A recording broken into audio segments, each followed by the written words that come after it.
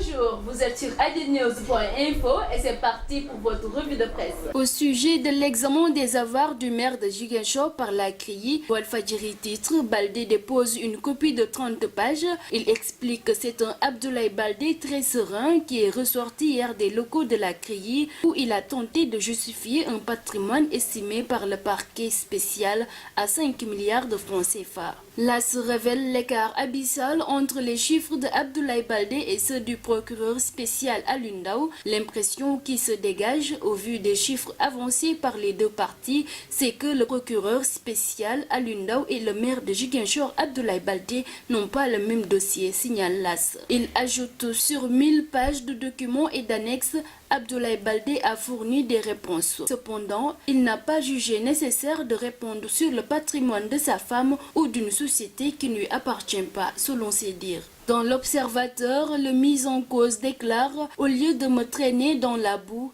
ils vont me féliciter. J'ai démontré à suffisance la licéité de mes avoirs. » Le Populaire se fait également l'écho des propos de l'ancien directeur exécutif de l'ANOCI. « Je considère que j'ai prouvé l'origine licite de mes biens. » À propos de la fièvre Ebola, Sud Quotidien reprend sa une les assurances de la ministre de la Santé et de l'Action sociale. Aucun cas n'a été confirmé. Dans le Populaire, la ministre de la Santé et de l'Action sociale soutient que c'est suffisamment grave pour qu'on s'amuse à créer des rumeurs. Il annonce que le directeur de publication du quotidien La Tribune est en garde à vue depuis lundi après-midi. La Tribune a annoncé lundi que 5 cas Ebola a été enregistrés au Sénégal, ce qui a conduit le procureur de la République à se saisir de l'affaire.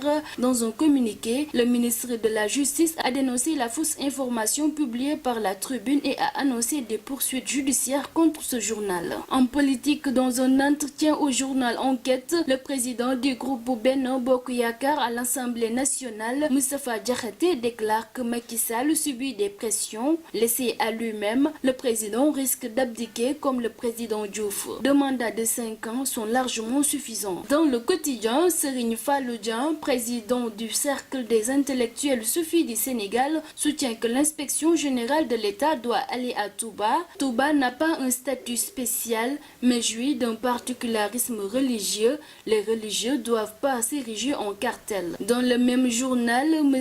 Dieng se prononce sur les rapports entre le capital du mouridisme et certaines structures de l'État, dont la CREI. Fait divers, se disant habités par des mauvais esprits, Fatoumata Mané surprend et poignarde grièvement sa patronne sur son lit. Une histoire incroyable s'est passée entre une domestique et sa patronne alors que Mame Diarra Bousso Samb dormait. Fatoumata Mané, qui travaille chez elle depuis un mois, lui a asséné des coups de couteau. Face aux enquêteurs, elle affirme être souvent possédée par des esprits. Sport, je veux Eumeu Sène, déclare Guigui, le chef de file de l'écurie Mor Fadam. Pas rancunier pour un sou, Guigui n'en veut plus à Zos. Son amertume après s'être vu briser son doigt par son adversaire et oublié. Guigui a digéré sa déception du 21 avril dernier et souhaite rebondir au plus vite, en passant par Eumeu Sène. C'est fini pour votre revue de presse du jour sur adnews.info.